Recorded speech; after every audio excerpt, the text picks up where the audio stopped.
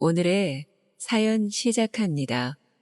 어릴 때부터 가난했던 집안 환경 때문에 배우고 싶었던 것들을 마음대로 배울 수 없었어요. 당연히 다른 아이들처럼 학원 여러 개를 다니지는 못했고, 그나마 학원비가 비싸지 않은 태권도 학원 한 군데 정도 다닐 수 있는 형편이었죠. 하지만 저는 또래의 다른 남자아이들과 다르게 태권도 같은 운동이 아닌 악기나 피아노를 배워보고 싶었어요. 그 당시에는 남자가 피아노를 배우는 경우가 흔치 않았고 친구들에게 놀림거리가 될까봐 입 밖으로 꺼내지 못하였고 그렇게 배울 수 있는 시기를 놓친 채 성인이 되었어요. 대학을 졸업하고 직장인이 되었을 때에도 마음속에는 언제나 피아노에 대한 막연한 동경이 있었죠. 다행히 이제는 제가 하고 싶은 것들을 할 수 있는 돈과 여유가 생겼고 늦었지만 그 동경을 해소해야겠다는 마음을 가지고 피아노를 배우기로 했죠. 시대가 변해서 무언가를 배우기 위해 굳이 학원에 가지 않고도 배우려면 쉽게 배울 수 있는 환경이 되었어요. 흔히 알려져 있는 무언가를 배울 때 선생님을 매칭해주는 모바일 앱을 설치했고 피아노 선생님을 구하기로 하였죠. 선생님 구하기로 공고를 해놓은 지 3일이 지났지만 연락이 오지 않아 초조해지기 시작할 때쯤 메시지가 왔어요. 음대생 피아노 레슨 경력 다수. 이런 성의 없는 메시지에 조금 당황하고 기분도 상했지만 유일하게 온 연락이었기에 배우고 싶다는 의지를 담아 메시지에 답장을 했어요. 얼마 뒤 다시 답장이 와서 나이, 성별, 피아노 배운 경험이 있는지 등 간단한 정보를 물어보길래 35세, 남자, 피아노 배운 적 없음 등과 같이 간단하게 답변을 해주었죠. 다시 한번 온 답장에 저는 조금 설레기 시작했어요. 피아노를 알려주겠다는 사람은 23살 여자 음대생이고 레슨 장소가 마땅치 않아 집에서 진행해야 할 것 같은데 가능하냐는 질문을 하였죠. 처음에는 23살 여대생이 아무리 레슨을 위해서라지만 35살 남자를 덜컥 집으로 오게 한다는 사실에 세상 무서운 줄 모르는 사람이라고 생각했지만 자동차 신호 위반 같이 작은 범법 행위조차 해본 적 없는 저는 어떤 문제도 일으키지 않을 자신이 있었기에 괜찮다는 답변을 하였죠. 제 이런 작은 설렘과 걱정은 피아노 레슨 당일 그 집에 가본 뒤 말끔히 사라졌어요. 피아노 레슨을 받기 위해 여대생의 집으로 가보니 그 집에는 여대생 말고도 3명의 룸메이트들이 있었고 피아노 한 대로 시간을 바꿔가며 학원처럼 레슨을 하는 방식으로 운영하고 있었죠. 12살이나 어린 여자의 집에 간다며 작은 설렘이라도 가졌던 저는 스스로 자책을 하며 피아노를 정말 열심히 배우기로 마음 다짐했어요. 개인적인 대화는 일절하지 않은 채 6개월이 지났고 제 피아노 실력은 크게 늘었어요. 집에 전자피아노를 사다 놓고 레슨을 마친 뒤 집에서 3시간을 복습하며 남들보다 몇 배는 노력한 결과였죠. 예상보다 너무 열심히 하는 제 모습에 그 여대생은 어느 순간부터 저에게 칭찬도 많이 해주고 가르치는 보람이 있다며 뿌듯해하곤 했죠. 그렇게 조금씩 개인적인 대화를 종종 시작하던 때쯤 저와 그 여대생이 급격히 가까워지는 계기가 생겼어요. 수업을 마치고 주차장에서 차를 몰고 나가던 길에 문 앞에 서 있는 남녀를 보게 되었어요. 자세히 보니 여자는 그 여대생이었고 남자는 한 번 말한 적 있던 남자 친구인 것 같았어요. 그 남자는 갑자기 여대생에게 손찌검을 했고 그 모습을 본 저는 차를 세우고 기어가 그 남자를 몸으로 밀치고 막았어요.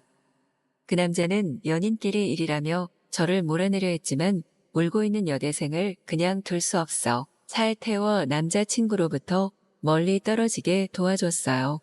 언제나 담담하게 피아노를 가르쳐주며 가끔씩 웃는 모습이 보기 좋았던 얼굴이 빨갛게 부어오르고 눈물이 뚝뚝 흐르고 있었죠. 저는 아무것도 물어보지 못한 채 1시간 가까이 우는 그녀를 지켜봐 주었고 눈물이 멈출 때쯤 그녀는 남자친구에 대해 말하기 시작했어요. 소개팅으로 만난 남자인데 처음에는 너무 다정했고 사랑을 주었는데 어느 순간 돌변해 소리를 치고 폭력을 행사하기 시작했다고 하더군요.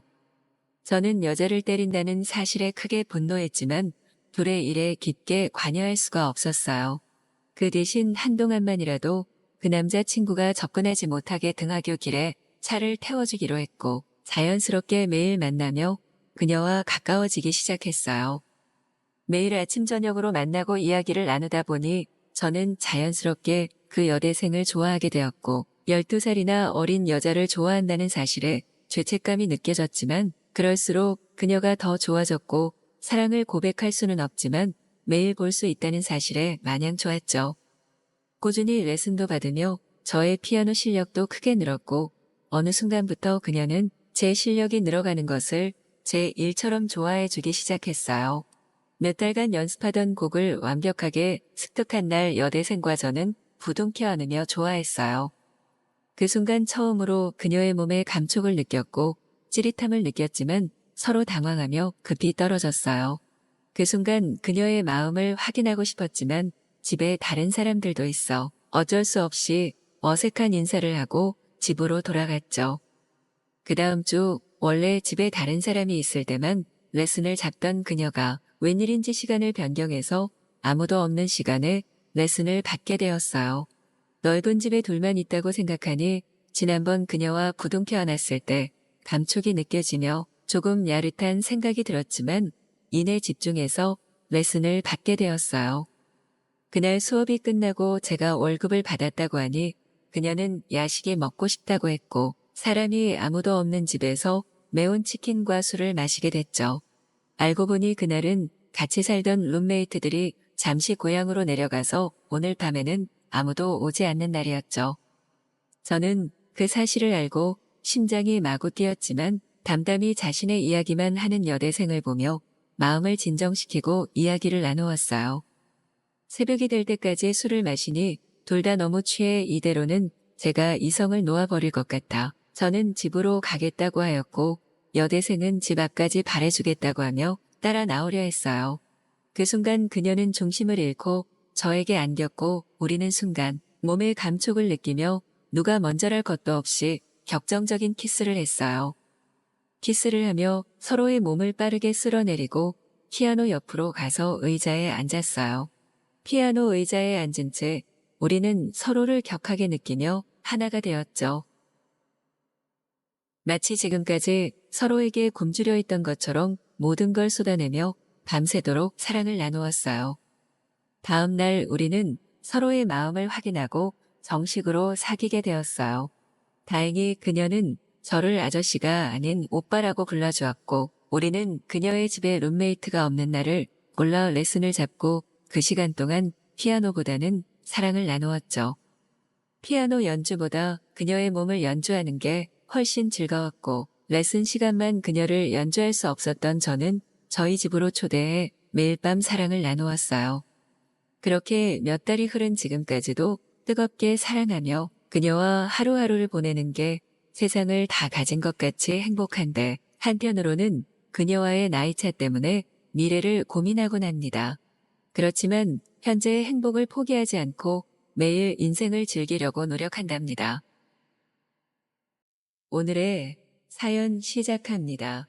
안녕하세요. 저는 33살의 인테리어 디자이너예요. 이 업계는 현장 경험과 경력이 중요해요. 그래서 졸업하자마자 생생한 현장 경험을 쌓고 싶어서 작은 중소업체에 입사했어요. 그런데 현장은 사회초년생이고 여자인 저에게는 너무 거칠고 힘든 환경이었어요. 현장에는 단기 일용직이신 분들이 많으세요. 말도 행동도 거친 편이셨고 아니다 싶으면 다음날 나오지 않으시곤 했거든요. 저는 그 현장에서 일감을 배당하고 관리하며 보고까지 해야 하는 입장이었어요. 그런데 인부분들이 갑자기 나오지 않으셔서 난감했던 적이 한두 번이 아니었답니다. 그날도 새로 오신 분들에게 공사 현장의 구조와 해야 할 일과 주의사항을 설명하고 있었어요. 그런데 한 남자분이 질문이 있다고 하시더라고요. 나이가 몇이냐, 남자친구하고는 어디까지 가봤냐라며 질문을 하는데 불쾌하더라고요. 그런데 티를 내면 또 일을 안 하고 나가겠다고 할까봐 아무 말도 못하고 있었어요. 그때 한 젊은 남자분이 나이도 있으신 분들이 왜 그러시냐고 어서 일이나 합시다라고 하는 거예요. 난감한 상황에서 눈을 질끈 감고 있다가 보니까 오늘 처음 인력 시장을 통해 오신 젊은 남자분이더라고요. 그 순간 그 남자분이 구세주 같고 너무 고맙더라고요. 고마운 마음을 전하기 위해서 커피 하나를 사들고 그 젊은 남자분을 찾아갔어요. 그 남자분은 페인트 작업을 하고 있는데 온몸에 땀이 흥건할 정도로 쉬지 않고 열심히 일하고 계시더라고요. 현장에서 일하시는 분들은 땀방울의 정직함을 믿고 하루하루 열심히 사시는 분들이라 그 땀의 의미를 잘 알고 있어요. 사실 저희 아버지도 막노동을 하시면서 저희 삼남매를 키우셨기 때문에 더더욱 그분들의 마음을 잘 알고 있죠. 아까 도와주셔서 감사했다며 캔커피를 건네자 그 남자분이 지저분한 손으로 받아 미안하다며 어쩔 줄 몰라 하시더라고요. 괜히 더 부끄러워지실까봐 감사의 인사만 전한 후 자리로 돌아왔어요. 다른 직원으로부터 그 남자분의 얘기를 듣게 되었는데 군 제대 후 복학하기 전까지 잠시 알바를 하는 중이라고 하더라고요. 3개월이라는 총 공사기간 내내 그 남자분은 하루도 거르지 않고 현장에 나와 일하셨어요. 가장 먼저 현장에 도착해서 가장 늦게 현장을 떠날 정도로 열심히 일하시는 모습이 인상 깊었어요. 열심히 땀방울을 흘리며 일하는 그 남자분을 보면서 돌아가신 아버지도 떠오르고 기분이 묘하더라고요. 공사가 마무리되고 이제 그 남자분도 학교로 돌아가야 할 시간이 다가왔어요. 이렇다 할 때화나 만남도 없이 서로 어색한 인사를 주고받으며 헤어졌죠. 그렇게 5년이라는 시간이 흘렀어요. 그동안 저는 크고 작은 경력을 쌓으면서 인테리어 디자이너로서 인정을 받게 되었고 얼마 전에는 창업도 하게 되었어요. 물론 그동안 일만 했던 것은 아니고요. 중간에 짧은 연애도 해보았지만 인연이 아니었는지 오래가지 못하더라고요. 얼마 전 새로운 프로젝트를 맡게 되면서 다른 업체와 협업을 하게 되었어요. 워낙 큰 공사고 의뢰인의 요구 조건도 까다로워서 첫 미팅부터 긴장이 되었죠. 원래 직접 나서지 않고 직원들에게 보고만 받는데 이번에는 직접 미팅 현장에 나가게 되었어요.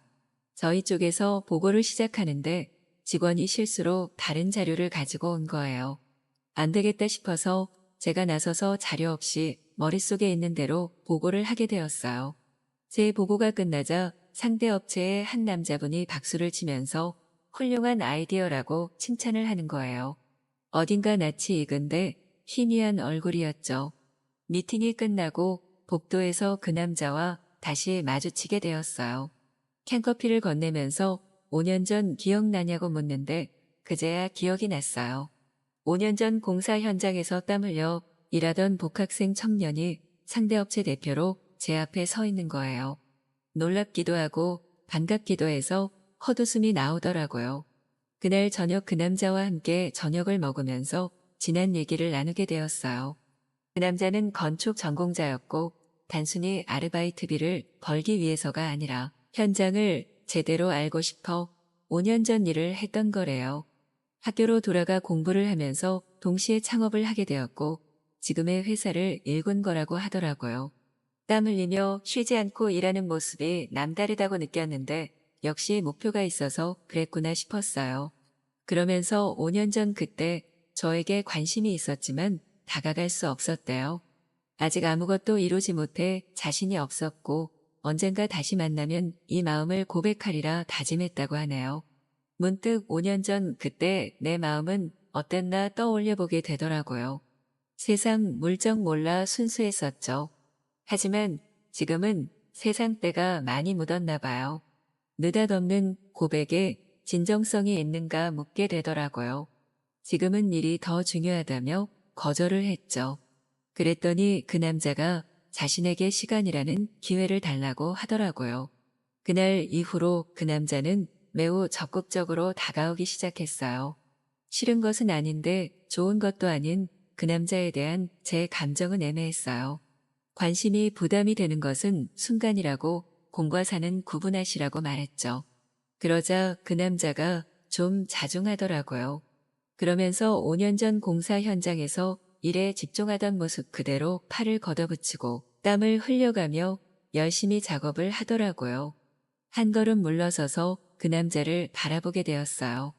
생각보다 꽤 괜찮고 겉과 속이 같은 순수한 사람이라는 것을 알게 되었어요. 보통 협업을 하면 작업이 지체되기 마련인데 일적으로 잘 맞아서 추진 속도도 빨랐고요. 열심히 작업한 결과 의뢰인이 크게 만족하면서 대장정의 공사가 잘 마무리되었어요. 마감 회식이 끝나고 그 남자가 술에 취한 저를 바래다 주게 되었어요. 집 앞 벤치에 앉아 잠시 이야기를 나누는데 이제 자신의 마음을 받아줄 수 있냐고 묻더라고요. 5년 전 처음 만나고 다시 만난 것도 어쩌면 인연일 수 있겠다는 생각이 들었어요. 무엇보다 함께 일을 하면서 가까이에서 지켜보니까 믿음을 줄 수 있는 사람이라는 생각도 들었고요. 고개를 끄덕이자 그 남자가 환호하며 저를 와락 끌어안더라고요. 그 품이 얼마나 넓고 따뜻하던지 오래오래 기대고 싶다는 생각이 들었어요. 그렇게 그 남자와 저는 연애를 시작하게 되었답니다. 같은 분야의 일을 하다 보니까 대화도 잘 통해서 좋더라고요. 물론 연애도 뜨거웠고요. 그 남자나 저나 연애 경험이 있고 나이도 있다 보니까 척하면 척사랑의 시그널을 수시로 주고받았어요. 사무실도 같은 지역에 있어서 중간에 일하다가도 필이 통하면 만나서 사랑을 확인하려고 했죠. 일만 잘 통하는 줄 알았는데 몸과 마음도 잘 통하는 우리는 천생연분이라며 지금도 열렬히 사랑하고 있는 중이랍니다. 일도 사랑도 모두 이룬 지금 행복이란 더불어 나누는 거구나 싶어요. 저는 땀방울의 정직함을 잘 알고 있어요. 아버지가 그랬듯 이 남자도 그 정직함을 아는 사람이기에 더 믿음이 가요. 앞으로도 이 남자와 열심히 일하면서 정직하게 사랑하며 살아가려고요. 오늘의 사연 시작합니다. 첫사랑의 추억, 여러분들은 기억하시나요? 누군가에게는 그리운 어린 시절, 누군가에게는 돌아가고 싶은 사람, 누군가에게는 안 좋은 추억으로 남아있을 아련한 기억이 바로 첫사랑이겠죠. 누구에게나 그렇듯 저에게도 첫사랑이 있었는데요. 오늘은 고등학교 시절 제 삶을 완전히 바꿔놓은 저의 첫사랑에 대해 적어보고자 합니다. 저의 첫사랑은 초등학교부터 고등학교, 대학교까지 같은 학교, 같은 반, 같은 학과에 다닌 소꿉친구였습니다. 물론 초중고 12년간 모두 같은 반이었던 것은 아니지만 대부분의 같은 반이나 옆반 친구로 지냈던 것 같습니다. 초등학교 시절에는 늘 붙어 다니던 저희 둘은 같이 묶여 많이도 놀림받았었고 그런 게 부끄러웠던 저는 괜히 퉁명스러운 목소리로 그 친구에게 상처되는 말들을 쏘아붙이고는 했습니다. 그 아이는 제가 그렇게 못되게 하더라도 뭐가 그리 좋은지 실실 웃으며 사과하곤 했었죠. 지금 생각해보니 유치하고 어리기 짝이 없는 행동이지만 그 당시 저는 함께 자라온 형제 같은 그 친구가 저와 함께 엮인다는 사실을 받아들일 수도 없었고 그게 그렇게 싫었습니다. 저의 그런 만행에도 불구하고 그 친구는 제가 그렇게 좋았는지 늘 먼저 우유를 챙겨주고 같이 집에 가자고 하고 아이스크림을 사주고 놀림받아서 울면 대신 가서 싸워주고 지금 생각해보면 사랑스럽게 그지없는 일들을 많이 해주었습니다. 그럼에도 어렸던 저는 그 모든 배려들이 고마운 줄 몰랐던 것 같습니다. 그렇게 초등학교, 중학교 생활을 보내고 고등학생이 되었을 때 그 친구는 정말 많이 변해 있었습니다. 초등학교 시절 제 친구는 또래보다 느린 발육 탓에 키도 작고 그래서인지 소심했던 아이였습니다. 그랬던 친구가 중학교 3학년 늦은 2차 성장을 겪고 나더니 저보다 20cm는 커진 것이었습니다. 꼬맹이로만 보았던 그 애의 달라진 모습에 저는 갑자기 친구가 어색해지기 시작했습니다. 늘 치던 장난도 칠 수가 없고 그 애와는 늘 집을 같이 오곤 했음에도 그 일상적인 일이 어색하게 느껴졌습니다.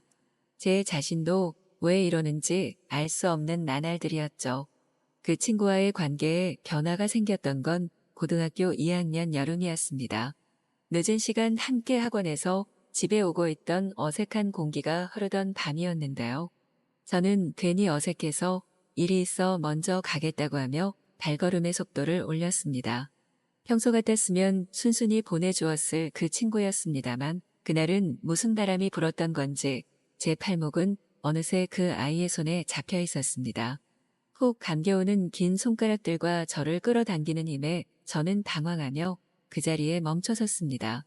제 손목을 다급하게 붙잡고도 자신의 행동에 놀란 것인지 눈을 크게 뜨고 있던 그는 옅은 한숨을 내쉬며 잠깐 자기와 이야기하자는 말을 했습니다. 너무 놀라 정지해 있던 저는 잠깐 말을 하자는 그에게 아무 말도 못하고 그가 이끄는 대로 집 근처 놀이터까지 가게 되었습니다. 오랜만에 보는 친구의 진지한 모습이었습니다. 초중고를 늘 장난스러운 모습만을 보여줬던 친구였기에 아무 말 없이 정색한 표정으로 저를 바라보는 그를 보고 있으니 절로 긴장이 되었습니다. 견디지 못하고 자리를 뜨려고 하던 그때 긴 한숨을 내쉰 그가 입을 열었습니다. 나 뭐 잘못했어? 라고 하는 것입니다. 고개를 푹 숙인 채 심각하게 말을 내뱉는 친구의 떨리는 목소리를 들으니 정신이 드는 기분이었습니다. 제 태도가 그에게는 갑자기 어색하게 느껴졌을 것이고 그의 불안해했을 수도 있다는 것을요. 이를 깨닫고 나니 그에게 너무 미안해졌습니다. 제 요동치는 감정을 고스란히 들켰다는 생각에 얼굴에 열이 오르기도 했고 그렇게 어쩔 줄 몰라 하며 서 있었습니다. 한참을 그를 바라보던 제가 겨우 내뱉은 말은 아니라는 못난 한마디였습니다. 아니라는 말에 복잡해진 얼굴로 저를 계속 바라보던 그는 무언가 더 할 말이 없냐는 듯 저를 빤히 바라보았습니다. 그렇게 저를 바라보는 눈망울을 보고 있자니 이제는 더 이상 인정하지 않을 수가 없다는 생각이 들었습니다.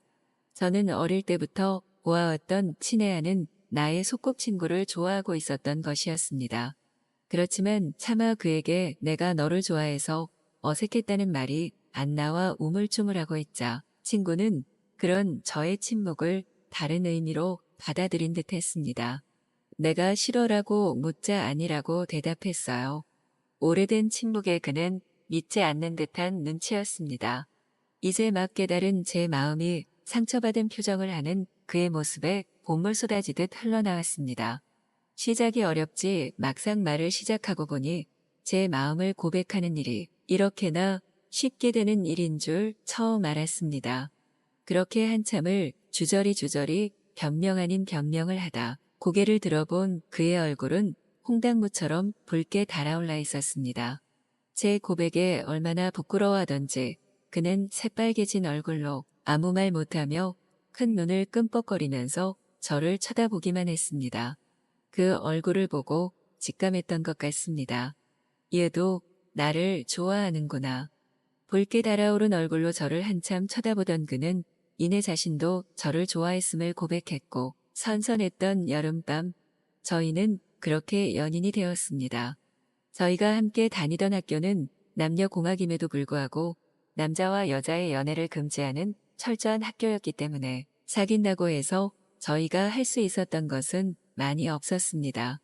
가끔씩 나가는 데이트에서 손을 잡고 포옹을 하고 고등학교 말에는 서로의 집에서 짧은 입맞춤을 하는 것이 전부였죠.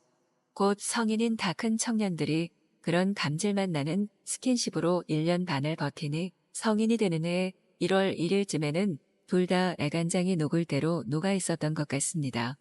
제 남자친구는 저와 사귄 뒤에도 꽤나 소심한 자세를 유지했기 때문에 스킨십을 적극적으로 요구하지는 않았지만 내심 지금까지 했던 스킨십보다는 더한 것을 원하는 게 느껴졌습니다. 저야 말할 것도 없었죠. 그렇게 성인이 된 저희는 3월 3일 대학교가 개강하기 전에 함께 부산 여행을 가게 됩니다. 물론 방은 하나만 잡고요. 1년 반을 독서 공방하던 저희가 마침내 바라던 사랑의 절정에 도달했던 날이었습니다. 기다린 만큼 하루가 너무 짧게 느껴지도록 밤새도록 사랑을 하고 또 사랑을 했습니다. 서로가 너무 원했던 사랑인지라 맛있는 진수성찬을 먹듯이 너무 달콤한 사랑이었어요. 진도를 모두 나가면 여자친구를 질려한다는 사람들의 말과는 달리 제 남자친구는 성인이 되고 대학을 졸업하고서도 변함없이 저를 아껴주었어요. 저는 그런 남자친구의 군대와 전역까지 모두 기다려 함께 취업까지 성공했습니다. 제 첫사랑은 그렇게 제 왼손 약지에 반지를 끼워준 마지막 사랑이 되었고 지금은 제 옆에서 우리의 이야기를 쓰고 있는 저를 사랑스럽게 바라보고 있습니다. 여러분의 첫사랑 아니면 마지막 사랑은 지금 여러분의 곁에서 어떤 모습을 하고 있나요? 오늘의 사연 시작합니다. 제 얘기는 현재 진행 중인 이야기입니다. 머리가 너무 아프고 해결이 안 되는 이야기입니다. 들어보시고 해결 방법 좀 알려주세요. 벼락이 치던 날이었습니다. 잠도 오지 않았고 그날따라 이상하게 기분이 별로였던 것 같습니다. 평소에는 기분이 항상 좋은 편이었는데 말이죠. 그날 밤 밖에서 이상한 소리가 들려왔습니다. 비명소리 같기도 했고 동물 울음소리 같기도 했습니다. 문을 열어 밖을 보았고 밖에는 아무것도 안 보이는 칠흑 같은 어둠뿐이었습니다. 한참 비를 보고 있자니 지나온 제 인생이 갑자기 생각이 나더군요. 참 순탄하지 못한 인생을 살아온 것 같습니다. 사업을 할 때는 돈도 벌 만큼 벌어봤었고 즐길 수 있는 건 다 해본 것 같습니다. 그러다 사업이 망하고 안 해본 일이 없이 힘든 생활을 해왔던 것 같습니다. 돈이 많을 때는 여자들도 많았는데 돈도 없고 나이를 먹으니 여자들도 만날 수가 없었습니다.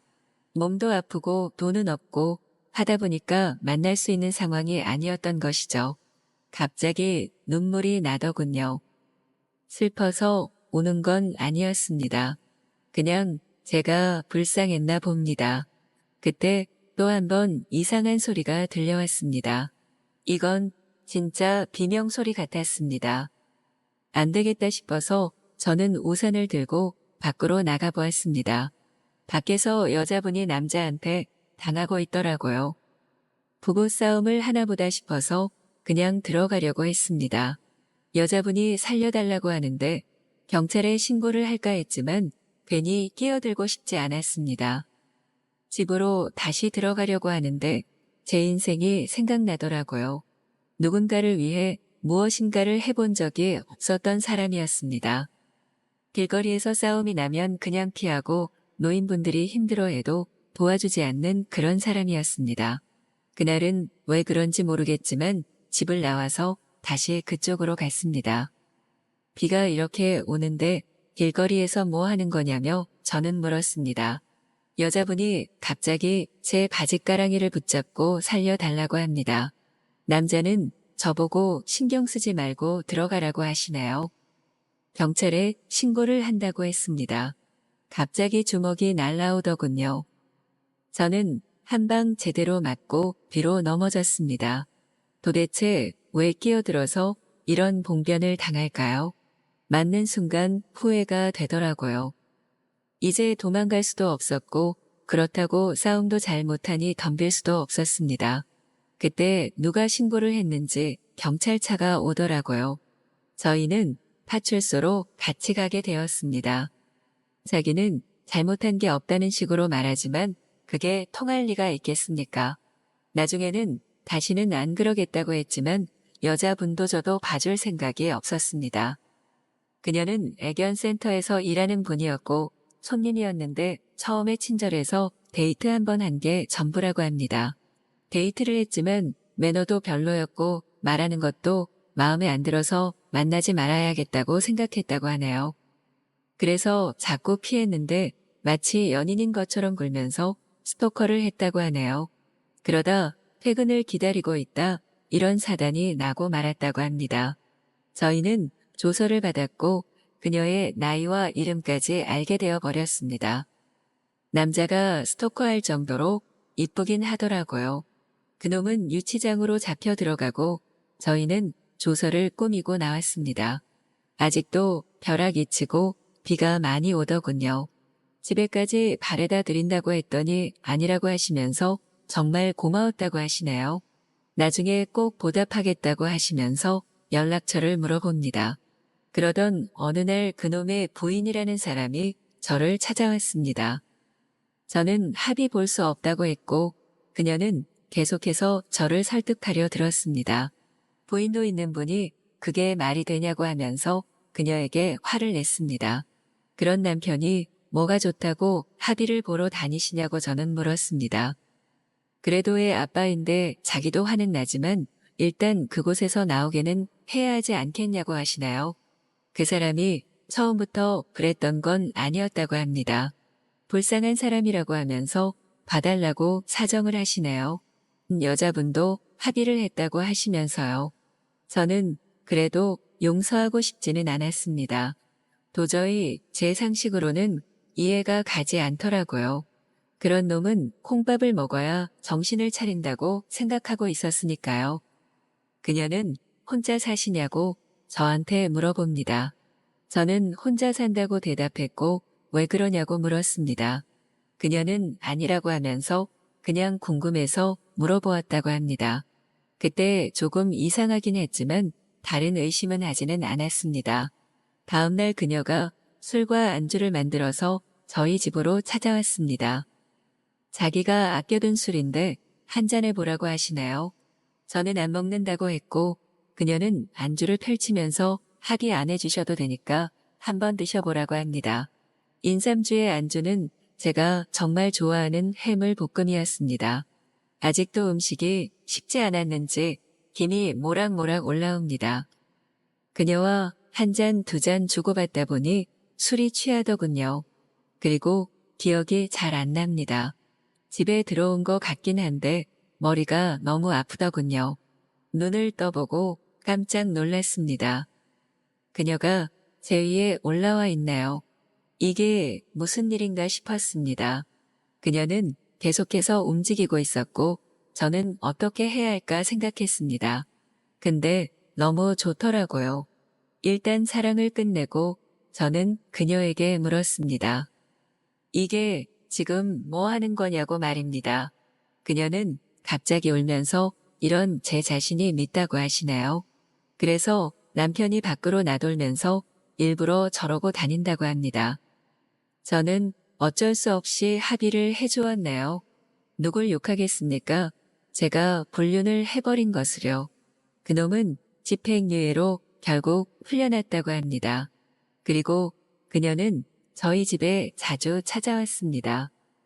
저는 그녀를 오지 말라고 했지만 그녀는 무슨 핑계를 대어서든 찾아오더군요. 저는 그놈에게 이런 사실을 걸리면 어떻게 하나 하고 겁이 났습니다. 미칠 것 같았고 어떻게 해야 못 오게 할까 고민했습니다. 그녀는 자기가 좋아서 그런다면서 자기도 어쩔 수가 없다고 하네요. 나중에는 경찰에 신고도 한다고 협박도 했고요. 남편에게 알리겠다고도 해보았습니다. 말이 통하는 여자가 아니었습니다. 남편이나 이 여자나 똑같은 인간 같았습니다. 제가 설마 이렇게 쉽게 이런 일을 당할지는 몰랐습니다. 제발 누가 방법 좀 알면 저 좀 살려주세요. 제 얘기는 여기까지입니다. 오늘의 사연 시작합니다. 저는 33살 여자입니다. 저는 지금 3년째 연애를 못하고 있습니다. 3년 전에 사귀고 헤어졌던 남자 때문에 웬만한 남자는 눈에 차지가 않아서 연애를 시작조차 못하고 있어요. 드라마 속 주인공처럼 그렇게 연애했던 제 사연을 들어보시겠어요? 제가 29살이 되던 해 여름이었습니다. 친한 친구들이 클럽에 놀러 가자고 하도 졸라서 어쩔 수 없이 따라갔어요. 전 원래 시끄러운 곳도 안 좋아하고 술 마시는 것도 즐기지 않는 편이라 클럽이나 헌팅 술집 이런 데는 잘 안 가거든요. 아무튼 클럽은 태어나서 처음 가는 거였는데 그냥 조금만 노는 척 있다가 집에 가야겠다 생각하고 억지로 따라갔나요? 엄청 유명한 클럽이라고 해서 갔더니 5성급 호텔 지하에 있는 그런 곳이었어요. 클럽으로 들어가자마자 친구들은 신이 나서 지들끼리 춤을 추겠다고 무대 쪽으로 가버렸고 전 그냥 구석에서 인상을 찌푸리며 서 있었습니다. 그런데 자꾸 시선이 느껴지더라고요. 한 남자가 계속 저를 보고 웃고 있었어요. 술이 많이 취해서 저런가 싶어 그냥 자리를 피하려고 하는데 그 남자가 저한테 다가왔습니다. 그러고는 제게 말을 걸더라고요. 너무 시끄러워서 뭐라고 하는지 알아듣지도 못하겠고 그냥 자리를 피해야겠다 싶어서 지나가려고 하니 제 팔을 확 낚아채서 자기 쪽으로 끌어당기는 게 아니겠습니까? 그때부터 기분이 별로 좋지 않았는데 그 다음 행동이 정말 가관이었습니다. 제 귀에 귓속말로 너무 마음에 드니까 같이 나가서 자기 호텔방으로 같이 가자고 하는 겁니다. 나에 대해 잘 알지도 못하는 남자가 호텔로 가자고 말을 하니 순간 너무 화가 나고 불쾌해서 그 남자 뺨을 한 대 쳐버렸어요. 건너편에서 춤추던 제 친구들이 놀라서 달려왔고 그 남자의 친구들로 보이는 남자친구들도 몰려오더라고요. 싸움이 날 것 같았는지 제 친구들이 저를 끌고 클럽 밖으로 나왔고 그 남자 무리도 따라서 나오더라고요. 그래 니들이 나한테 싸움 걸면 싸우고 경찰서라도 가면 되는 게 아니겠나 하는 마음으로 친구들한테 잠깐 저를 놔보라고 말하고 그 자리에 서서 그 남자를 향해 이리 오라고 손짓을 했습니다. 그 남자는 자신의 친구 무리한테 뭐라고 말하고는 혼자 제 쪽으로 오더라고요. 그 남자는 기분 나쁘게 계속 웃고 있었습니다. 지금 뭐 하는 거냐고 다짜고짜 소리를 질렀어요. 그리고는 내가 처음 본 남자랑 호텔방에나 올라갈 것 같은 여자로 보이냐며 어디서 배워먹은 행동이냐고 엄청 화를 냈습니다. 그 남자는 순간 멈칫하더니 저한테 죄송하다고 하더라고요. 그러면서 너무 불쾌하셨다면 죄송하다고 정중하게 사과를 하는 게 아니겠습니까?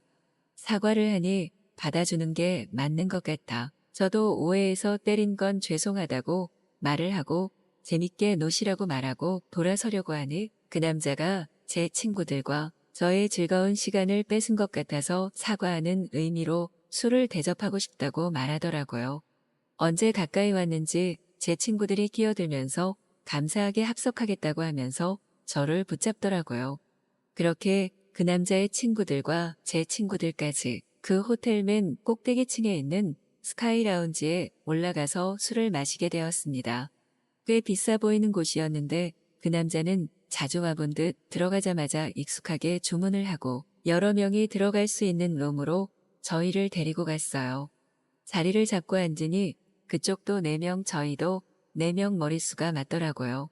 제 친구들은 클럽에서 노는 것보다 이렇게 노는 게 훨씬 좋은 것 같다고 신나서 난리가 났어요. 지들끼리 술 마시고 안주 먹고 잘 놀고 있었고 그 남자는 제 옆으로 오더니 연신 미안하다고 사과를 했어요. 이제 정말 괜찮다고 말했더니 솔직히 제가 너무 자기 이상형이었다고 하더라고요. 그런데 클럽이라는 특성상 다가가는 방법이 좀 경솔했던 것 같다고 사과하면서 오늘은 이렇게 놀고 나중에 따로 시간을 좀 내주시면 안 되겠냐고 했어요. 은근히 저도 그 남자에게 마음이 끌리는 것 같아서 제 번호를 알려주었습니다. 그렇게 그날은 잘 놀고 헤어졌고 그 다음 날 바로 연락이 왔더라고요. 같이 저녁을 함께 드시는 거 괜찮겠냐고 하길래 좋다고 하고 만나기로 했습니다. 역시나 좋은 식당을 예약해 뒀더라고요. 밥을 먹으면서 천천히 대화를 해보니 제가 생각했던 것처럼 이상한 사람은 아니고 오히려 엄청 엘리트한 사람이었어요. 우리나라 최고의 대학을 나와서 이름만 들으면 아는 중소기업의 임원이라고 하더라고요. 제 또래로 왔는데 어떻게 임원이 되었냐고 물었더니 아버지가 사장님이라고 하더라고요. 지금까지 이렇게 부자 남자는 만나본 적이 없어서 속으로 깜짝 놀랐지만 겉으로는 아무렇지 않은 척했습니다. 밥을 다 먹고 저를 집에 데려다 준 그는 저희 집 앞에서 저에 대해 조금 더 알고 싶으니 자기와 좀 만나보는 게 어떻겠냐고 물어보았고 저도 뭐에 홀린 듯 알았다고 대답해버렸어요. 그렇게 저는 그와 연애를 시작했습니다. 그와의 연애는 매일매일이 공주놀이 같았어요. TV에서나 보던 명품 브랜드 선물을 몇 개씩 해주기도 했고 태어나서 처음 먹어보는 음식을 먹고 가보지 못했던 곳들을 가며 시간을 함께 보냈습니다. 그렇게 100일이 되는 날 그는 저를 처음 만났던 그 클럽에 데리고 갔어요. 처음 왔을 때와는 다르게 저도 리듬에 몸을 맡겨 춤을 추기도 하고 그와 웃고 떠들며 시간을 보냈습니다. 그러다 그가 제 귀에 갑자기 속삭였어요. 제가 너무 마음에 든다며 같이 위에 잡아둔 호텔로 가자고 했습니다. 순간 그때가 떠오르며 저는 미소를 지었어요. 이번에는 뺨을 때리는 대신 뺨에 입맞춤을 하며 알겠다고 대답했습니다. 그렇게 그와 함께 호텔로 올라갔어요. 그가 예약해둔 객실로 들어갔더니 입구부터 장미꽃이 뿌려져 있었습니다. 그 장미꽃은 침대까지 쭉 이어져 있었어요. 너무 황홀하고 행복했습니다. 저는 기뻐서 그의 입술에 제 입을 맞췄습니다. 그는 제 몸과 마음에 불을 질렀고 그렇게 저는 그 남자랑 사랑을 나누게 되었습니다. 저는 지금껏 느껴보지 못했던 환희를 몇 번이나 느꼈습니다. 얼마나 시간이 흘렀을까 밖을 보니 해가 뜨고 있었어요. 일어나 보니 그가 저를 사랑스러운 눈빛으로 바라보고 있었어요. 그리고 그의 입술은 다시 제 입술을 찾아 입을 맞췄고 저희는 또다시 사랑을 나누었습니다. 그 이후로도 그와의 로맨틱한 데이트는 계속되었어요. 그렇게 6개월 정도 사귀었을 때 어느 날 그가 제게 할 말이 있다고 했어요. 속으로 내심 프로포즈를 받는 건 아닐까 설레었습니다. 그런데 그의 말에 저는 무너지고 말았어요. 그는 내년에 결혼을 해야 할 것 같다고 했어요. 선자리가 들어왔는데 실제로 보지는 않았지만 서로의 조건도 맞고 회사에 도움이 되는 여자라 결혼을 안 할 이유가 없다고 하더라고요. 저는 너무 당황하고 배신감을 느껴서 당장 헤어지자고 말했고 그가 더 어이없다는 듯 제게 헤어질 필요가 있냐고 묻는 게 아니겠습니까? 결혼은 결혼인 거고 그는 저를 사랑한다고 했어요.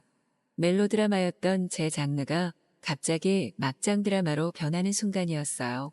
저는 그를 이해할 수 없었어요. 결혼과 사랑이 따로라고요? 평범한 사람들의 생각은 아니잖아요. 그렇게 전 그와 연락을 끊어버렸고 그 후로도 그에게 만나자는 연락이 꾸준히 왔지만 전화번호도 바꾸고 이사를 해버렸어요. 그렇게 3년의 시간이 흘러버린 겁니다. 남자를 계속 만나보고 썸이란 것도 몇 번 탔지만 연애로는 이어지지 않더라고요. 그와 보냈던 드라마 속 여주인공 같았던 순간들이 계속 저를 괴롭혀서 연애로까지 이어지지 못하고 계속 끝나버렸습니다. 전 앞으로 어떻게 해야 할까요? 제가 연애를 다시 할 수 있을까요? 오늘의 사연 시작합니다.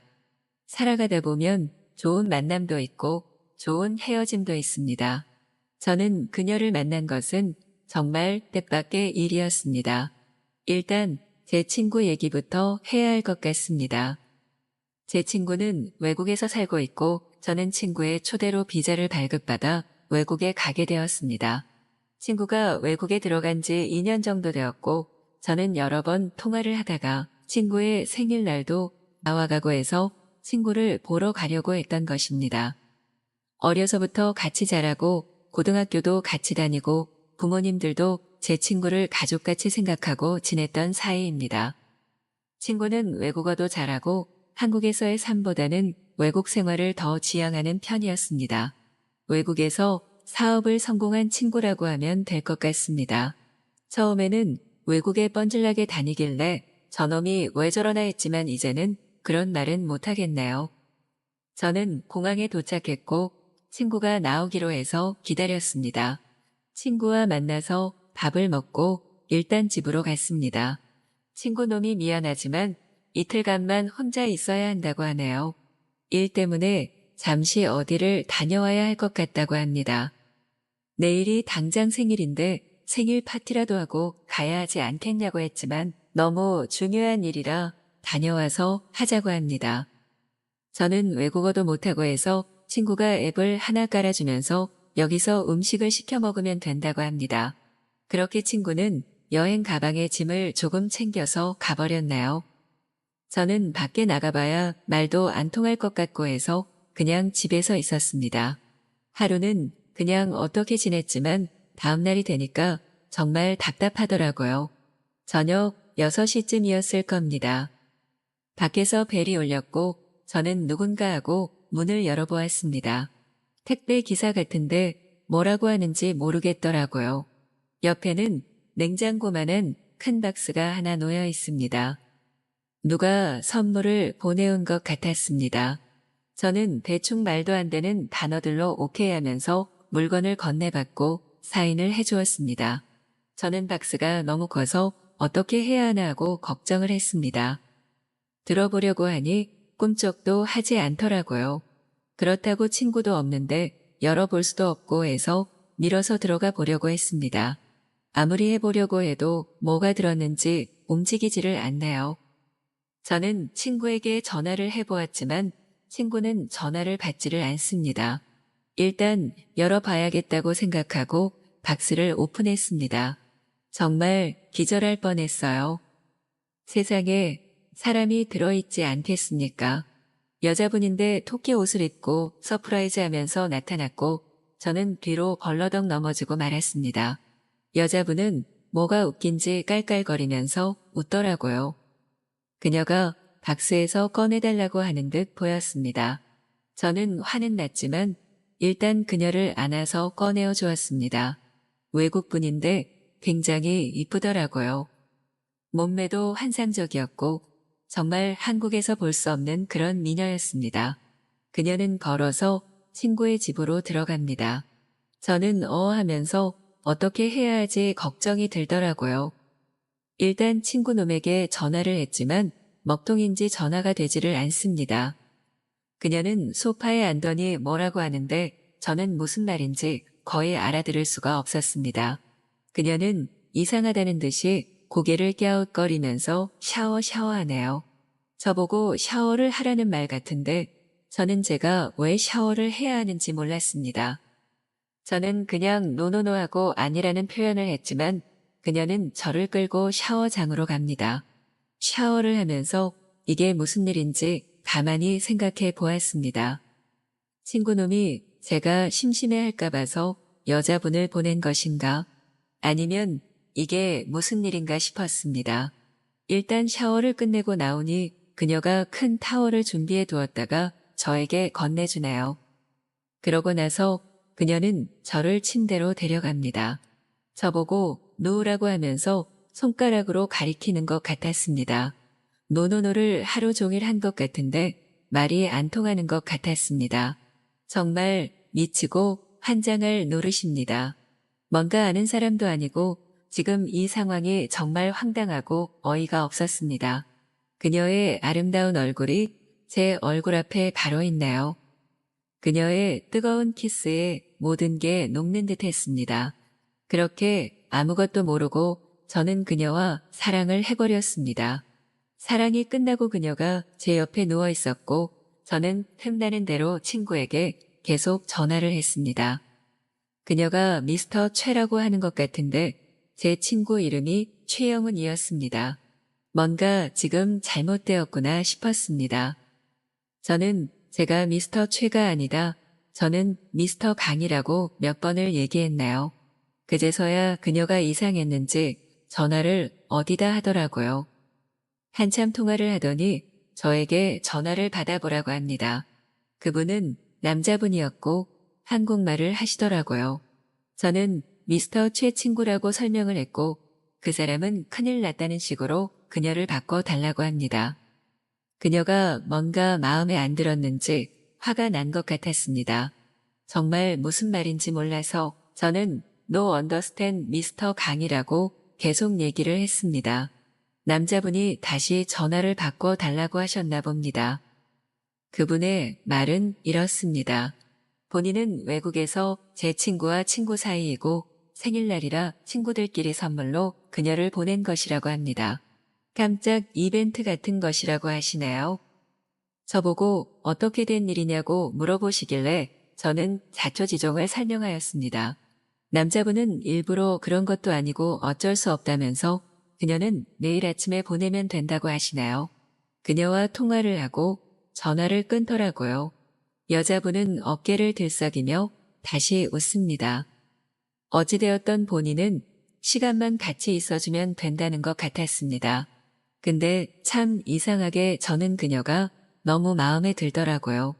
이렇게 안 만났다면 정말 좋아하고 싶은 그런 여자분이었습니다. 외국 여자를 만난다면 이런 분과의 만남은 항상 꿈꿔왔던 것 같습니다. 사랑도 너무 좋았고 피부나 얼굴도 정말 제가 꿈꾸던 그런 분이었으니까요. 저는 그날 밤 그녀와 그렇게 몇 번의 사랑을 했습니다. 그녀가 싫어하지 않을까 싶어서 저는 항상 물어보고 했는데 그녀도 제가 싫지 않은 모양입니다. 매번 다 받아주시더라고요. 아침에 그녀가 가면서 굿나잇 키스까지 해주고 가시더라고요. 제 친구가 다음날 왔고 저는 설명을 해주었습니다. 제 친구는 괜찮다고 하며 선물을 보낸 친구와 통화를 하더라고요. 저는 제 친구에게 그녀가 너무 마음에 든다며 다시 만날 수 있게 해달라고 했습니다. 친구 놈이 그러지 말라고 하네요. 이런 데서 정들어봐야 너만 손해라고 하면서 마음을 접으라고 합니다. 얼마 있으면 떠나야 하는데 그냥 즐기다 가라고 하네요.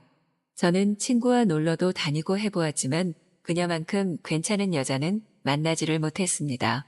잠깐이었지만 정말 너무 좋았고 그녀가 그립습니다. 궁합이 너무 좋았던 것도 있지만 다시는 그런 여자는 만날 수 없을 것 같았습니다. 한국에 돌아와서도 그녀가 계속 생각나고 잊혀지지가 않나요. 얘기는 여기까지고 그녀가 너무 보고 싶네요. 오늘의 사연 시작합니다.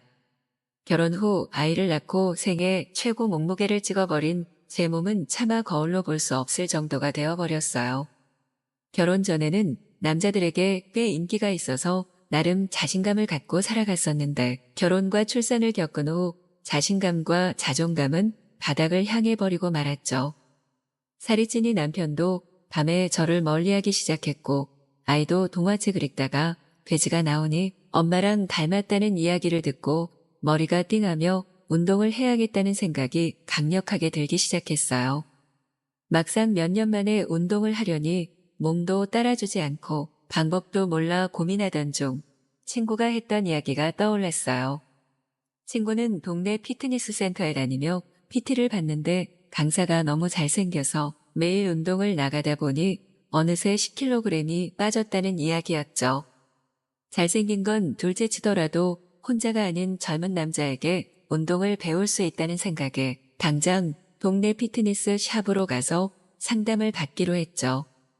피트니스 샵에 상담을 가보고 저는 너무 실망을 했어요.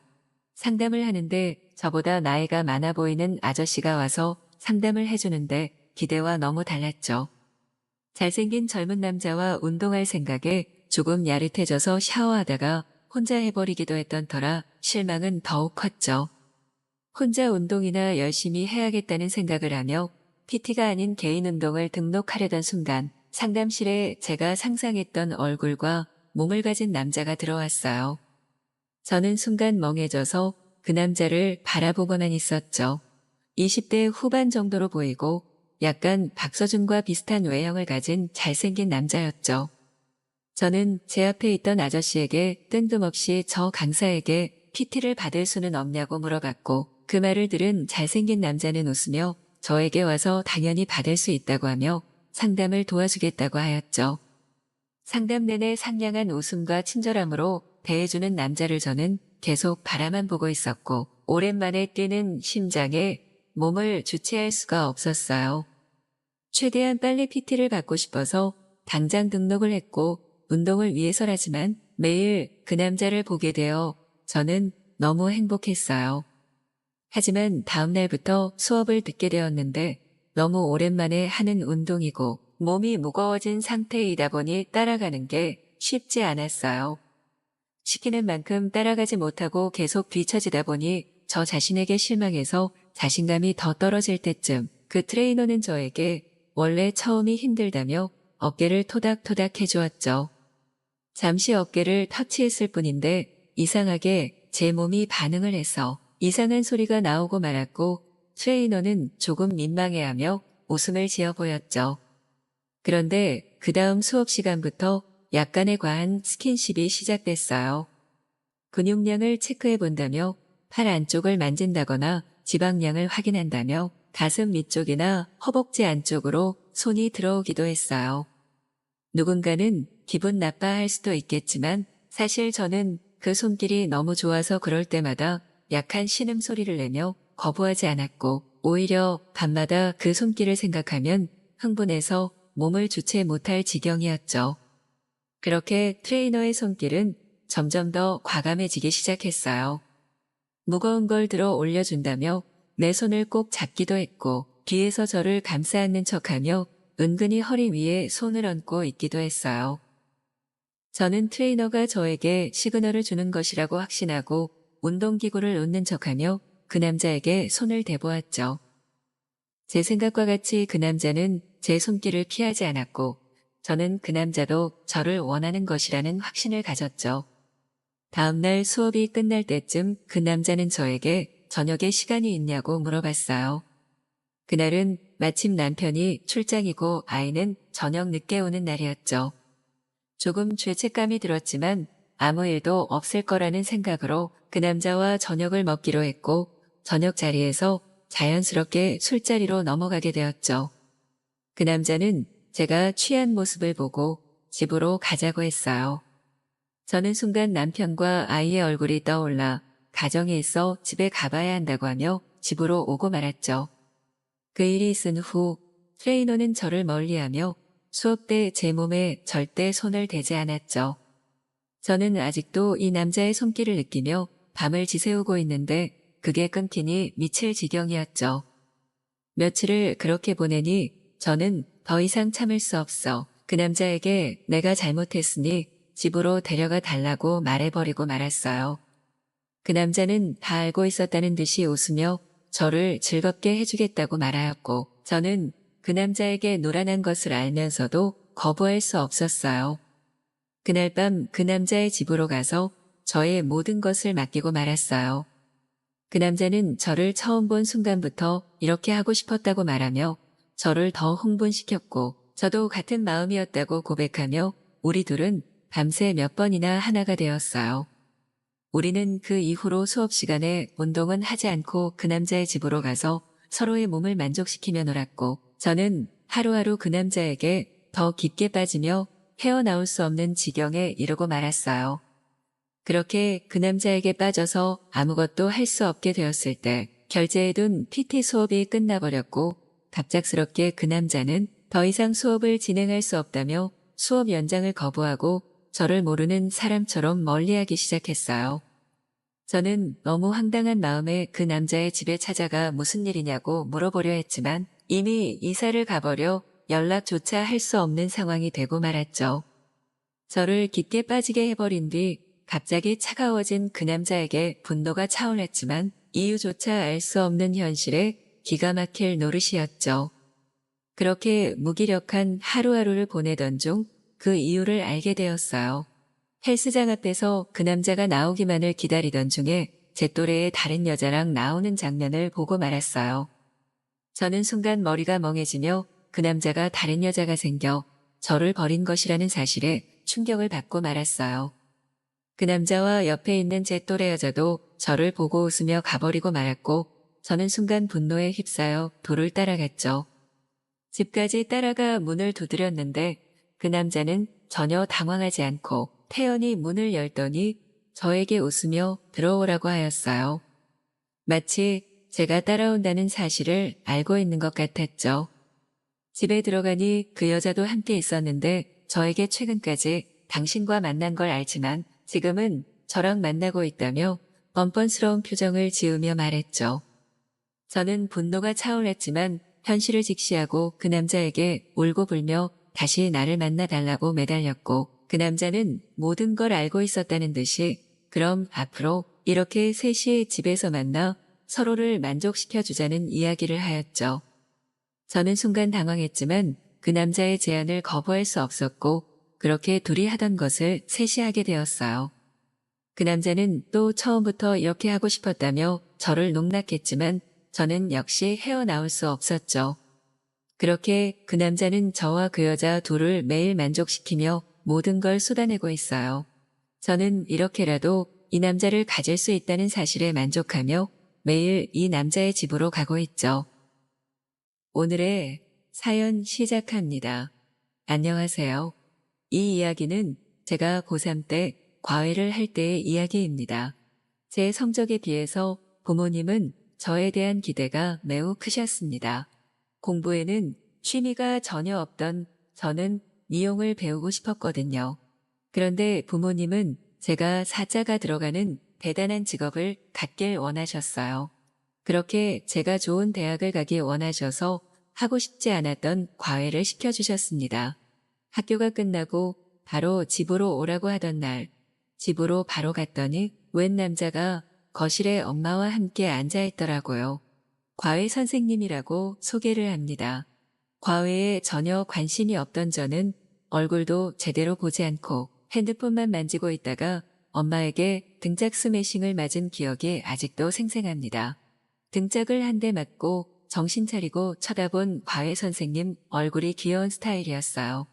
앉아 있어도 커 보이는 키와 깔끔하게 생긴 얼굴, 그냥 잘생겼습니다. 시는 공평하지 않다는 말을 이럴 때 쓰는 건가 싶을 정도로 공부도 잘하는데 얼굴도 잘생긴 그런 사람이었습니다. 그렇게 과외 선생님과 인사를 하고 첫 수업이 시작되었습니다. 제 수준이 어느 정도인지 모른다며 여러 가지 문제를 내어주고 문제를 풀며 첫 수업은 어영부영 끝이 났습니다. 선생님이 가시고 저는 엄마에게 과외하기 싫다고 투덜대었어요. 공부하는 게 정말 싫었거든요. 엄마는 수능 볼 때까지 얼마 남지 않았으니 그때까지만 하라고 하더라고요. 어차피 성적은 좋지 않으니 수능 끝나고 미용 공부 시작하자는 생각이었어요. 다음 날 학교를 마치고 과외 수업을 위해 집으로 왔어요. 제가 도착하고 얼마 있지 않아 선생님도 오셨어요. 선생님은 제가 좋아하는 스타일의 옷을 입고 오셨는데요. 옷차림새도 마음에 들었지만 움직일 때마다 풍기는 향수 냄새가 코끝을 자극시켰어요. 수업엔 집중도 되지 않고 저도 모르게 선생님만 쳐다보다가 선생님이랑 눈이 마주쳤어요. 선생님은 집중 안 하냐며 씩 웃어주셨는데 저는 그 웃는 모습을 보고 선생님에게 반하는 계기가 되었답니다. 그 뒤로는 수업에 더욱 집중을 하지 못하게 되었어요. 자꾸만 선생님이 기다려져 그렇게 하기 싫던 과외 수업이 기다려지더라고요. 선생님은 저에게 제안을 하나 하였습니다. 부모님이 원하시는 대학에 가게 된다면 제 소원을 들어준다고 하였어요. 선생님이 제 마음을 마치 알고 있는 듯한 제안이었습니다. 근데 공부라면 학을 떼던 제가 선생님의 제안에 미친 듯이 공부를 시작하였습니다. 어릴 적부터 부모님께서 기본은 가르쳐 놓으셨기 때문에 뒤늦게 시작한 공부가 왠지 재미있게 느껴졌습니다. 수업 시간에도 선생님 보느라 바빴던 저는 수업에 집중하여 공부를 하였고 학교에서도 친구들이 미쳤냐고 말할 정도로 제가 달라졌어요. 그렇게 미친 듯이 공부만을 했어요. 과외 수업을 하는 날은 학교가 끝나고 미친 듯이 달려와 씻고 예쁜 옷으로 갈아입고 있고 용돈을 모아 향수도 하나 샀습니다.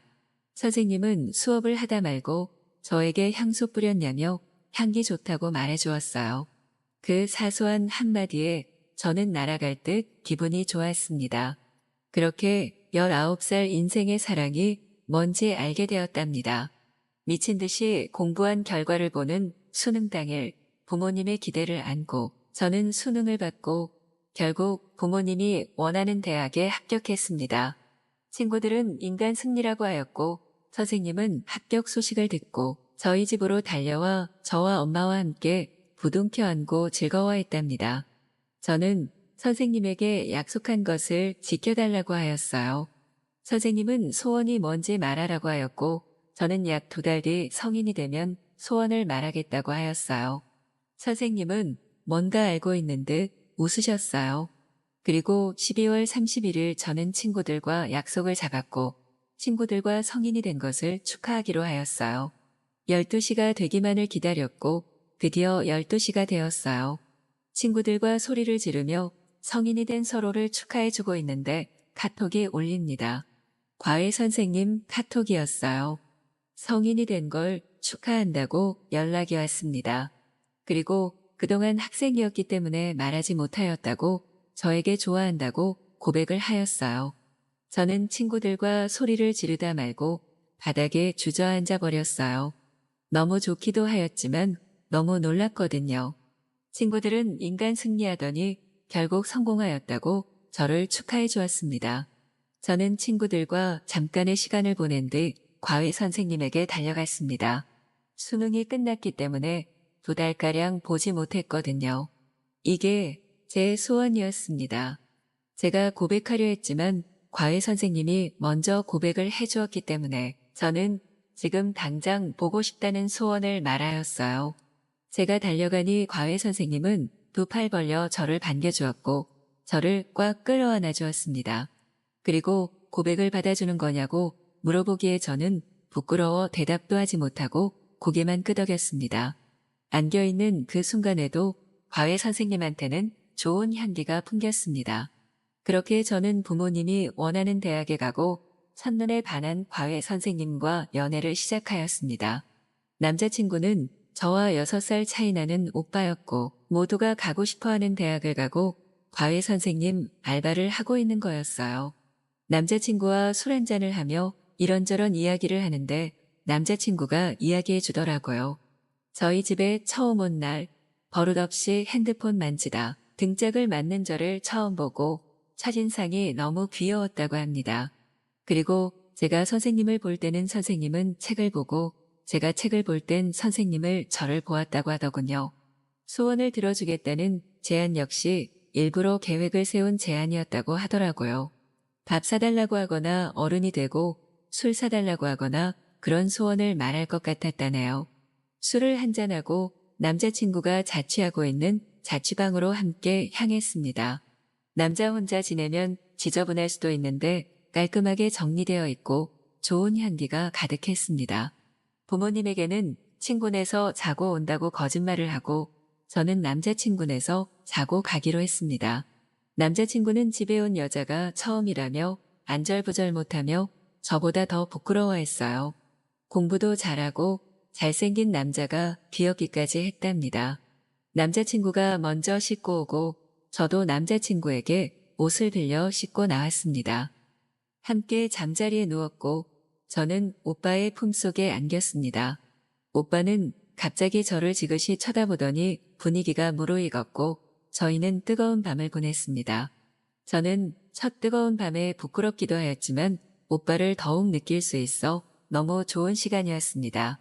저는 오빠 덕분에 모르는 분야에 대해 배워가는 취미가 생겼습니다.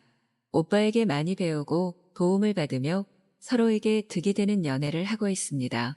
잘생긴 과외 선생님은 제 인생의 첫 남자친구가 되었고 현재 대학을 졸업한 저는 오빠와 변함없는 행복한 시간을 보내고 있습니다.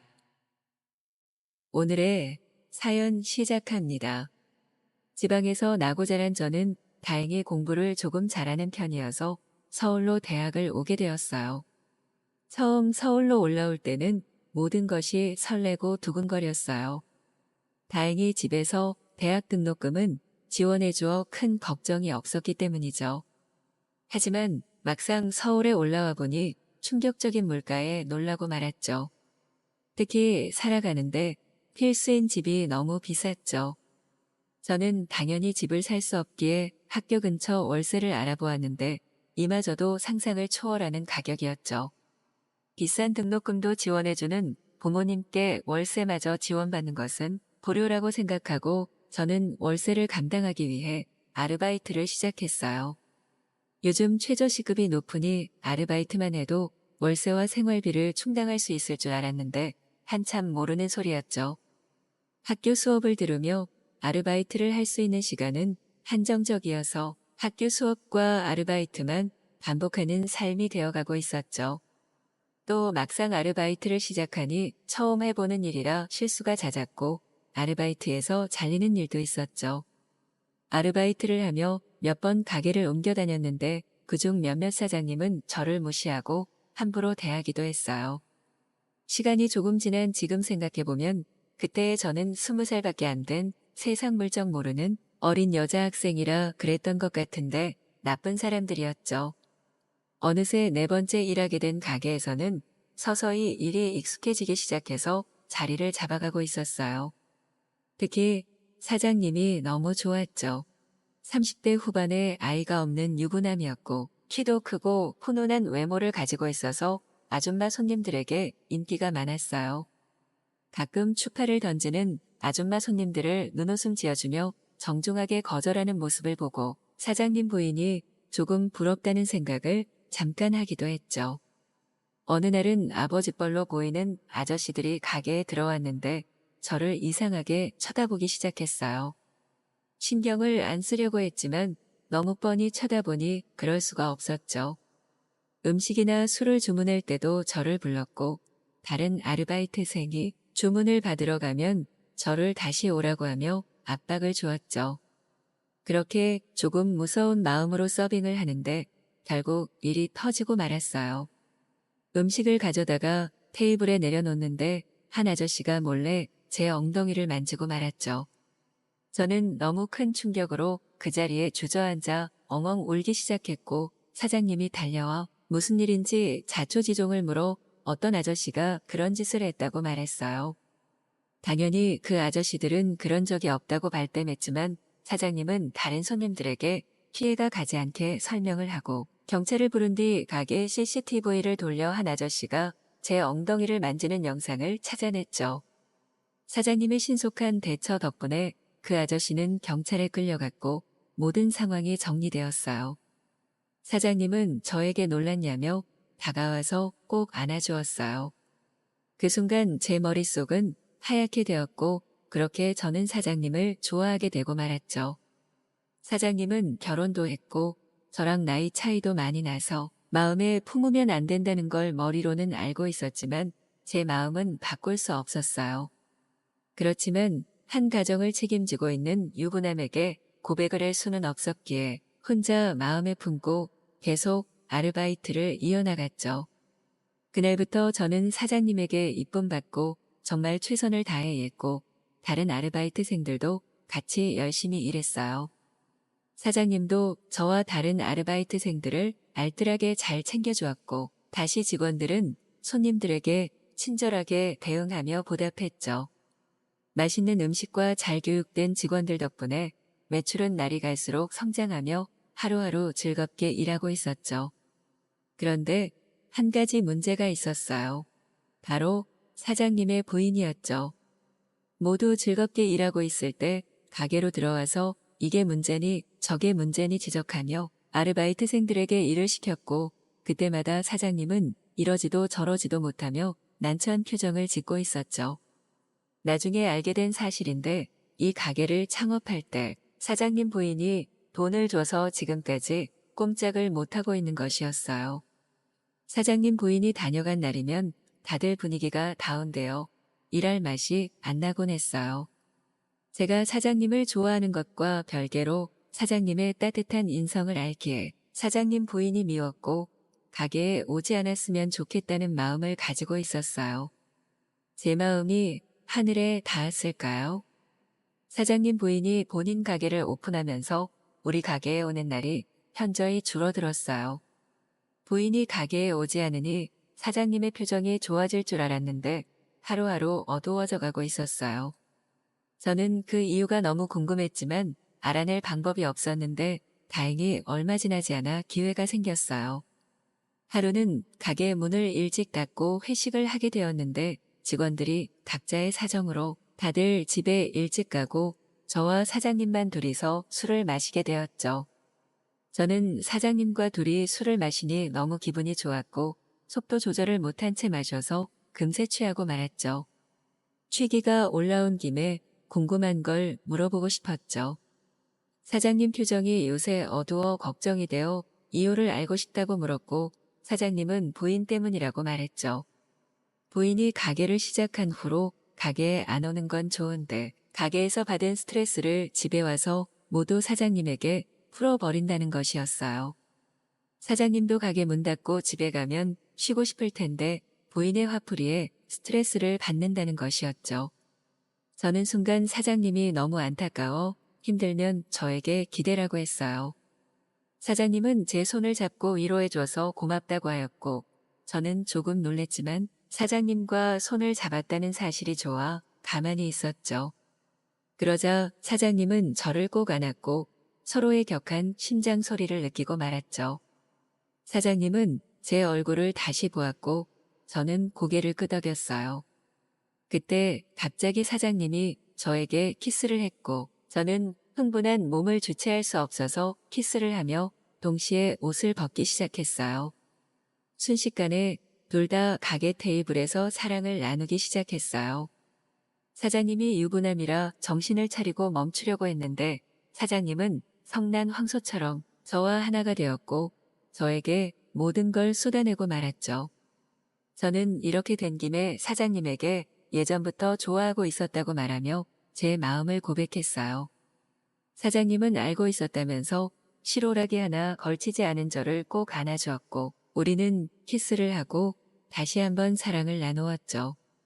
다음 날부터 사장님과의 밀회가 시작되었어요. 일이 끝나고 일부러 남아 정리하다가 사장님과 주방에서 사랑을 나누기도 했고 부인이 없는 집에서 사랑을 나누기도 했죠. 제가 유부남과 사랑을 나누고 있다는 사실이 한편으로는 믿기지 않으면서도 한편으로는 스릴에 흥분이 되기도 했어요. 어느 날부턴가 아르바이트가 끝난 뒤 사장님과 매일 사랑을 나누게 되었고 1년이 넘은 지금까지도 아르바이트가 끝나면 꼭 저를 안아주고 집에 간답니다. 언제까지 이 관계가 이어질지는 모르지만 사장님에게 의지하며 제 모든 걸 주고 싶은 마음은 끝나지 않을 것 같습니다.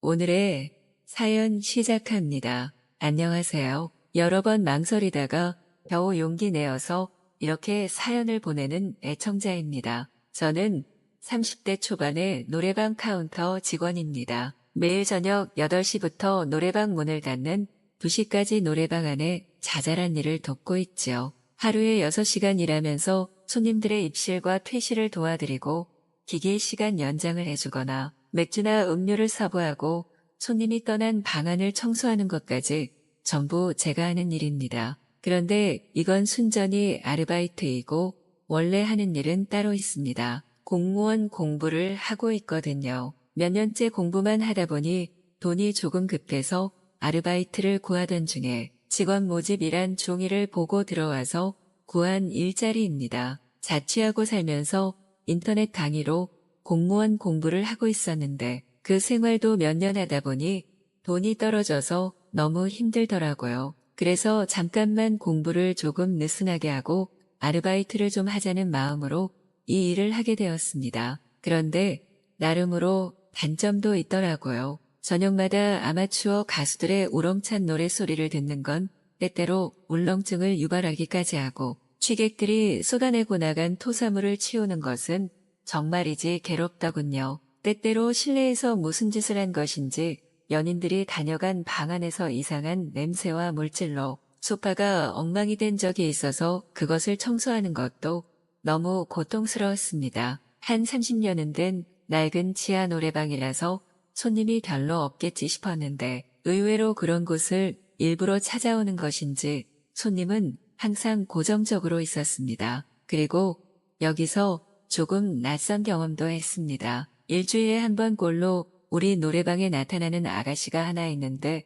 그녀와 작은 사연이 만들어진 것입니다. 나이는 저랑 비슷해 보였고 굉장히 새초롬하고 할 말만 하는 아가씨이지요. 그녀는 캔 맥주 하나와 항상 마시는 캔 음료 하나를 주문하고는 제일 끝방을 달라고 이야기하지요. 그녀가 오는 시간에는 대체로 끝방은 비어있는 편이라서 저는 그리로 배치를 해줍니다. 그녀는 언제나 조금 기분이 상한 듯한 얼굴로 문을 열고 들어왔고 항상 우울한 얼굴로 노래를 불렀고 혼자 와서 그러고 있다는 것을 별로 신경 쓰지 않는 것 같았습니다. 어떨 때는 맥주를 중간에 두어 캔 더 시켜서 마시며 고독에 흥이 올랐는지 울어가며 노래를 열창하기도 했습니다. 그 얌전하고 말 수 없던 아가씨가 어디서 그런 용기가 났던지 때때로 제 허리를 휘감으며 같이 노래하자고 조를 때도 있었습니다. 그러면 저는 주인 아줌마가 없는 틈을 타서 한 곡 정도는 함께 불러주기도 했지요. 단골 손님에 대한 예의라고 생각했고 고객응대로 그랬다고 나중에 아줌마에게 들키기라도 하면 둘러댈 수도 있다고 생각하면서요. 그럴 때마다 그녀는 무슨 힘든 일이 있었던지 제가 남친이라도 되는 양 포근히 기댈 때가 있었습니다. 어깨동무를 하면서 함께 노래를 부르기도 했고 때때로 저도 분위기에 취해서 그녀의 머릿결을 몇 번 쓰다듬으며 껴안고 부른 적도 있었습니다. 그대로 입술을 갖다 대면 그녀가 한없이 기다렸단 듯이 저를 받아들여 줄 것만 같아서 마음이 흔들렸지만 겨우 참고 참았습니다. 하지만 언젠가부터 그녀가 함께 노래하면서 먼저 적극적으로 제 볼에 자신의 볼을 부벼댔고 그러다 보니 자연스레 노래 중간에 입맞춤을 한 적이 있었습니다. 둘 다 그저 시간이 정지한 듯이 두 눈을 감고 마이크를 든 상태로 깊고 부드럽게 서로의 숨결을 교환하며 뭔가 아늑하고 포근한 기분에 휩싸였고 우리는 아주 만족한 듯이 눈을 뜨고 서로를 바라보았습니다. 그 일 이후로 제게는 일상의 변화가 오기 시작했습니다. 그녀가 가게에 들르는 나를 기다리게 되었고 아마도 오늘쯤은 그녀가 올지도 모른다 싶은 날에는 출근 전에 유달리 외모에 공을 들였습니다. 몇 년씩 공부만 하느라 여자를 만날 겨를이 없다가 그렇게 그녀가 마음에 들어오고 보니 꼭 연애하는 것만 같았습니다. 더 다가가고 싶었지만 저의 상황이 너무 불확실했기에 말이 떨어지지가 않았습니다. 때때로 잠이 오지 않는 밤에는 그녀와의 미래를 상상하며 꿈의 나래를 펼치기도 했습니다. 언제쯤 고백을 하면 좋을지, 그녀가 저의 수험 생활을 기다려주며 연애할 수 있을지, 그리고 무엇보다 얼른 그녀와 뜨거운 밤을 보내고 싶었습니다. 제가 수년의 수험 생활을 거치는 동안 기다리다 지쳐 결혼해버린 전 여친의 매정한 얼굴이 그 이전까지도 가끔 떠올랐지만 이젠 쉽게 지워낼 수 있다는 확신도 서서히 들었습니다. 더 아름답고 더 다정하며 더 포근하게 품어줄 그녀가 노래방에서 함께 데이트하고 있다고 생각했고 이젠 공부에 대한 갈팡질팡하던 마음도 단단히 휘어잡을 수 있겠다 싶은 생각이 들었습니다. 하지만 그런 제 마음과 달리 그녀는 어쩐 일인지 한동안 노래방에 오지 않았습니다. 최소한 일주일에 한 번은 꼭 들렀는데 몇 주가 지나도록 오지 않자 저는 슬슬 불안해지기 시작했습니다. 그러면서 점점 체념을 하게 되었고 어느 순간부터는 조금씩 그녀가 미워지기 시작했습니다. 저는 참다 못해 그녀가 일하는 잡화점 앞을 일부러 지나서 저녁 출근을 했습니다. 그러면 그녀가 퇴근을 몇 시간 앞두고 유리창을 닫고 있는 것을 볼 수 있거나 밖에 내놓은 화분에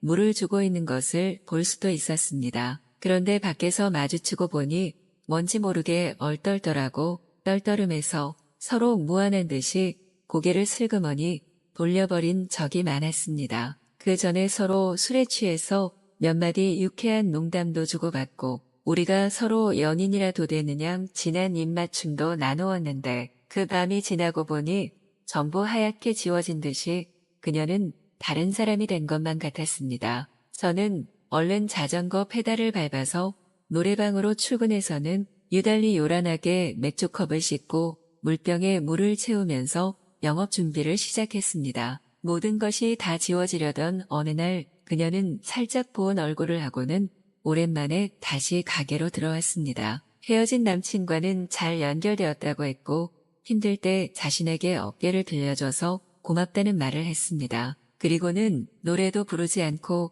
그냥 새초롬한 얼굴을 한 채 고개를 돌려서 밖으로 나갔습니다. 창문으로 내다보니 남친인 듯한 남자가 엉차한 차 안에 앉아 그녀가 다가오길 기다리고 있었습니다. 남자는 여자가 다가오자 차창을 내리고는 손을 흔들었고 그녀는 그 차에 올라타려다가 가게창 안에 저와 눈이 마주치자 아주 잠깐 묘한 표정을 지었습니다. 그리고는 이내 고개를 돌려서 차 안으로 들어갔고 차는 시야에서 사라졌습니다. 저는 잠시 멍하니 그 자리에 서 있었습니다. 그리고 저는 그녀에게 그저 노래방 직원일 뿐이었다는 것을 그 자리에서 서서히 알아가기 시작했습니다. 아주 꿈에 부풀었던 그날 밤의 그 모든 것은 우리가 부르던 사랑의 아픔을 담은 노래들이 빚어낸 분위기가 만들어낸 것이었다는 것도 깨달아졌습니다. 그런데 저는 우리가 그 밤을 기점으로 아주 은근하게 맺어졌다고 생각했던 모양입니다. 그리고 그녀는